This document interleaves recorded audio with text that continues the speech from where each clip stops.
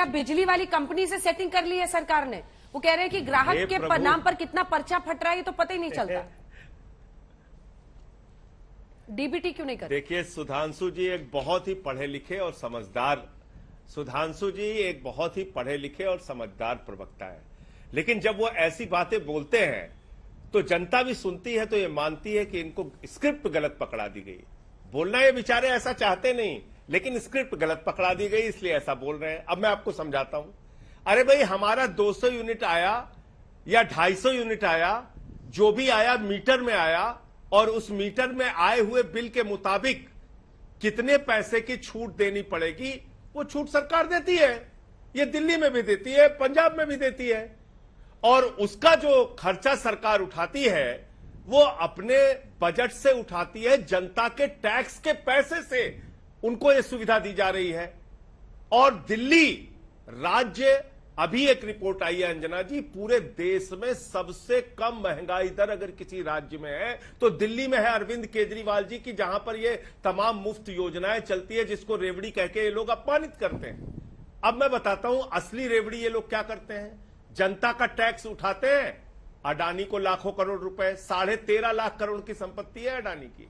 जनता का टैक्स उठाते हैं, पैसा बैंकों से पैसा उठाते हैं, पूंजीपतियों को बांटते हैं। 11 लाख करोड़ रुपए इन्होंने माफ कर दिया पूंजीपतियों का, राइट ऑफ कर दिया 11 लाख करोड़ रुपए, जिसकी वापसी की संभावना नगण्य है, 0 है। उसके बारे में भी रिपोर्ट आ चुकी है, पार्लियामेंट के अंदर जवाब आ चुका है। ये लोग सरकार की संपत्तियों को बेचने का काम करते हैं। हमारे प्रधानमंत्री जी ने कहा था ये देश नहीं बिकने दूंगा, अब वो नारा पलट गया। आप कहते हैं ये देश नहीं बचने दूंगा। रेल बेच रहे हैं, सेल बेच रहे हैं, एलआईसी बेच रहे हैं, बैंक बेच रहे हैं, कोल इंडिया बेच रहे हैं, बीपीसीएल बेच रहे हैं, सड़क बेच रहे हैं, बिजली बेच रहे हैं, पानी बेच रहे हैं, स्टेडियम बेच रहे हैं, एफसीआई बेच रहे हैं, पूरा हिंदुस्तान बेचने पे लगे हुए हैं।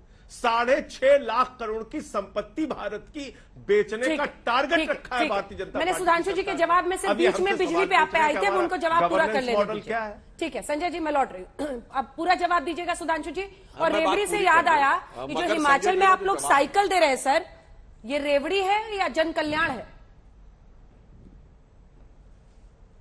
हाँ, मैं दोनों बातों का जवाब देता हूं। पहले मैं संजय जी ने जो बात कही, इनकी आम आदमी पार्टी को इतनी आसानी से अपन बच के नहीं जाने दे सकते। मैं बता रहा हूं क्या होता है। संजय जी या हम दोनों लोग सांसद हैं, हमें हवाई जहाज की जितनी यात्रा अनुमन्य है, तो क्या होता है, हवाई जहाज का टिकट हम लेते हैं 5,000 6,000 जितने का पड़ा, वो पैसा हमारे अकाउंट में आ जाता है। तो समझ में आता है ना कि इतना था, इतना हमें मिल गया, तो हमारे लिए उतनी यात्रा मुफ्त हो गई। परंतु ये बताइए मान्यवर, अगर ये हो कि बिल 0 आएगा तो उस 0 बिल की आड़ में उस हवाई जहाज की कंपनी को 5,000 मिल गए कि 25,000 मिल गए, तो हमको पता ही नहीं लगता। ये खेल हो रहा है। इसीलिए मैं कह रहा हूं बिल जनरेट करके आए और पैसा रिइंबर्स हो तो माने कि ईमानदारी से मुफ्त में किया जा रहा है। ये 0 की आड़ में कितने 0 बनते चले जा रहे हैं उस कंपनी के साथ, यह नहीं पता लग रहा है। अब मैं कांग्रेस की बात कहना चाहता हूं। देखिए, कांग्रेस का वोट पिछली बार 42% था।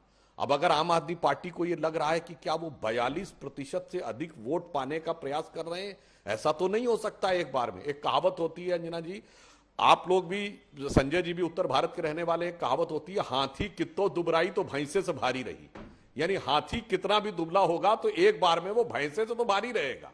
तो एक बार में इनका वोट 42 पहुंच जाएगा और वो 42 से नीचे आएंगे, ऐसा नहीं है। सेटिंग तो इनकी कांग्रेस से यह है कि ये जो भी कुछ वोट पाए तो उसमें क्या होगा कि कांग्रेस नहीं लड़ रही, कांग्रेस को पता मुख्य विपक्षी दल तो हम ही हैं, तो हम तो बिल्कुल सही कह रहे हैं।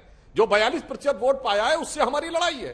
परंतु वो इनको स्कोप क्यों दे रही है, वो तो कांग्रेस से पूछना चाहिए कि ना डिबेट में आते हैं, ना चुनाव में जाते हैं, ना रैली में जाते हैं, जबकि उनके पास 42% वोट था और छाती ठोक के कहते थे कि उन्होंने कितनी 70 से ऊपर सीटें 80 के आसपास जीती थी पिछली बार।